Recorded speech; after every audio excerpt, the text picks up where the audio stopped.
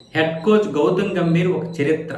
వరుసగా 2 ఐసీసీ టైటిల్స్ని గెలుచుకున్నటువంటి కోచ్గా అతనికి ఒక రికార్డు ఉంది. 2025లో ఏషియన్ ఛాంపియన్ ట్రోఫీలో పాకిస్తాన్తో ఆడినటువంటి మ్యాచ్లో భారత్ ఘన విజయం సాధించి టైటిల్ గెలుచుకున్నాం. మళ్ళీ ఇప్పుడు T20 వరల్డ్ కప్ని ఐసీసీ నిర్వహించినటువంటి ఈ యొక్క టైటిల్ను కూడా నిన్న ఘన విజయంతో సాధించుకున్నాం. దీని వెనుక గౌతమ్ గంభీర్ యొక్క శ్రమ ఖచ్చితంగా ఉంటుంది. అయితే అతన్ని ఎంతోమంది విమర్శించినా సరే తన యొక్క ఆటతో మాత్రమే సమాధానం చెప్పాడు.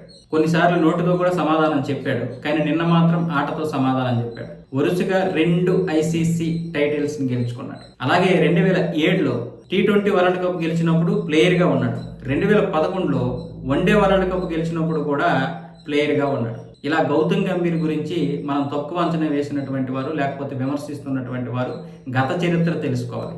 ఈరోజు టీమిండియా గెలిచిందంటే గౌతమ్ గంభీర్ యొక్క కృషి లేదా? ఆయన ఎంత ఒత్తిడికి గురై ఉంటాడు. పైగా స్వదేశంలో ఆడుతున్నటువంటి ఆట ఇంకా ఎక్కువగా ఒత్తిడికి గురి ఉంటుంది. దాన్ని తీసుకొని వెళ్ళి నరేంద్ర మోదీ స్టేడియంలో పెట్టారు. 130,000 మంది. ఇక్కడ 80 కోట్ల మంది చూసినా లేదా 100 కోట్ల మంది చూస్తున్న దానికంటే కూడా ఆ 130,000 మంది చాలా తీవ్ర ప్రభావం చూపిస్తారు.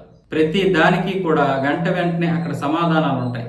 సమాధానాలు చెప్పాలి కూడా, జవాబుదారీతనంగా ఉండాలి. మీడియాకి, ప్రభుత్వానికి, అటేమొచ్చేసి BCCIకి, ఇలా ప్రతి దానికి కూడా ఆ ఒత్తిడిలో నలిగిపోయి ఉంటారు. నేను ఒక గౌతమ్ గంభీర్ని మాత్రమే కాదు, ప్రతి హెడ్ కోచ్ విషయంలో కావచ్చు, లేకపోతే టీం లీడర్ విషయంలో కావచ్చు, ఆ ఒత్తిడిని వాళ్ళు తట్టుకొని ఆడాలి, ఆటను కొనసాగించాలి, ఆటను ముందుకు తీసుకొని వెళ్ళాలి. అలాగే ఆ విధంగా కెప్టెన్కి ఒత్తిడి ఉంటే ఇక మరి హెడ్ కోచ్కి ఎంత ఉంటుంది?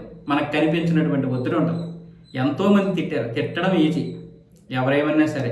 కొంతమంది కేవలం ఈ T20లో మాత్రమే గౌతమ్ గంభీర్ పోటుగాడు కానీ మిగతా వాటికి కాదంటారు, మరవిగాడు అంటారు. కానీ తన పరిధిలో తను ఉన్నంత వరకు టీమిండియాని గెలిపించడానికి తీవ్రంగా కృషి చేశాడు.